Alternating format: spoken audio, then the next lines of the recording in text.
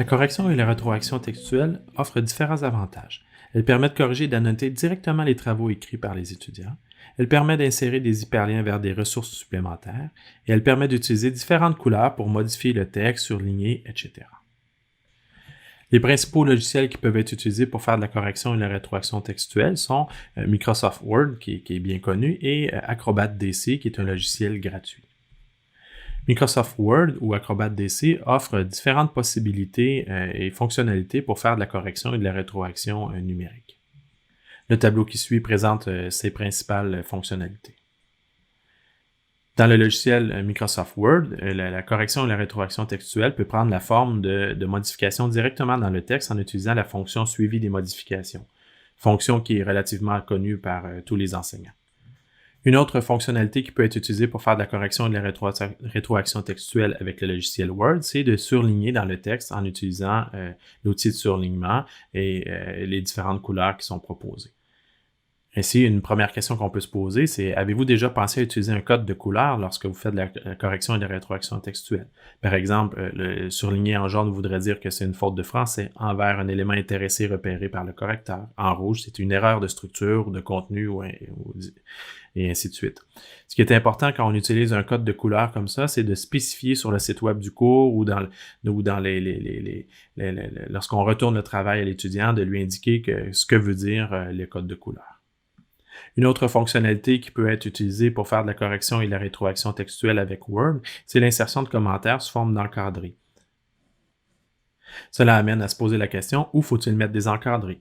Les principales places intéressantes sont tout d'abord par-dessus le texte, lorsque le texte est bien, qu'on n'a pas besoin que l'étudiant retourne voir le texte en dessous. Dans des endroits moins importants, au-dessus d'un graphique, d'une image, d'un paragraphe d'introduction ou de conclusion ou de section où il n'y a pas d'erreur. Et dans des espaces entre les sections ou les sous-sections d'un document.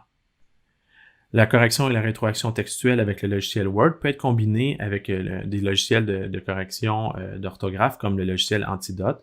Donc, ces logiciels permettent de faire une correction partielle du français et lorsqu'on active la fonction suivi des modifications et on modifie un document avec le logiciel Antidote, mais l'étudiant voit par la suite l'ensemble des erreurs que le logiciel de correction du français a repérées.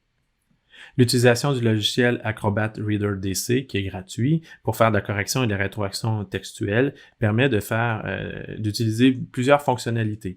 Donc, on peut insérer un commentaire, on peut surligner le texte, souligner le texte barrer le texte et insérer un commentaire et insérer du texte. Évidemment, certaines fonctionnalités ne sont pas disponibles lorsque le PDF qu'on consulte, qu'on veut corriger, est un PDF qui en réalité est une image du texte. Donc, ça limite les fonctionnalités.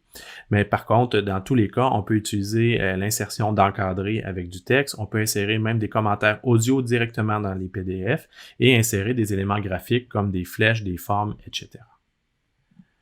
Tout comme avec le logiciel Word, l'utilisation du logiciel Acrobat DC permet de créer un code de correction. Par exemple, lorsqu'on fait du surligné, c'est des éléments intéressants repérés par le correcteur. Quand c'est barré, c'est une faute de français. Quand c'est barré et un commentaire est inséré, ça pourrait être une erreur de structure ou de contenu. Donc, ici encore, l'idée, lorsqu'on propose un code de correction, est de partager la signification de ce code de correction là aux étudiants pour qu'ils puissent interpréter la correction et la rétroaction qui leur est fournie.